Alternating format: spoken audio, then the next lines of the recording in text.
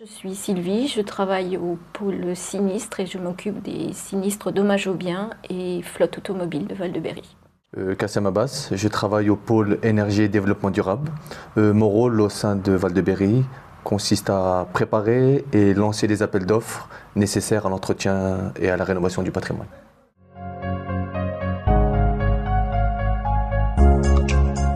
J'utilise principalement le BIM pour préparer mes appels d'offres. Ça me permet aussi de quantifier les différents composants que je vais remplacer, les emplacements. Moi, j'utilise principalement le BIM lorsque je reçois un rapport pour un sinistre. Si je n'arrive pas à visualiser la localisation du logement, comment ça se présente, etc. Donc je vais voir déjà l'extérieur du logement, puis après je peux rentrer à l'intérieur du logement.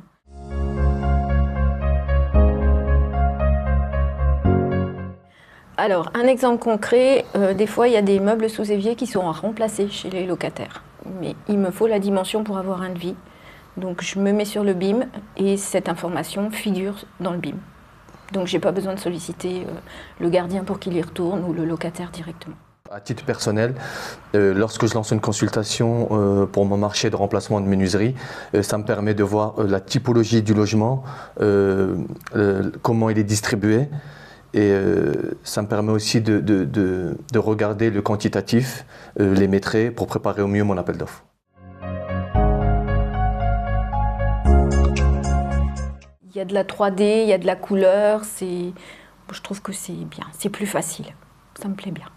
Moi, ce qui me plaît dans cet outil, c'est qu'on a une vision complète du patrimoine avec des multitudes de détails.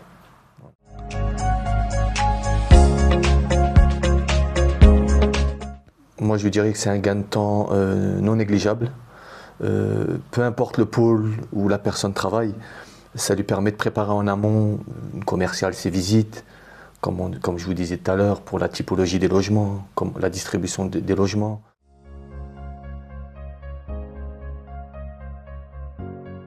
Non, en tant que footballeur professionnel, je pense que c'est très intéressant Non, c'est pas vrai. Et t'enregistres pas ça quand même?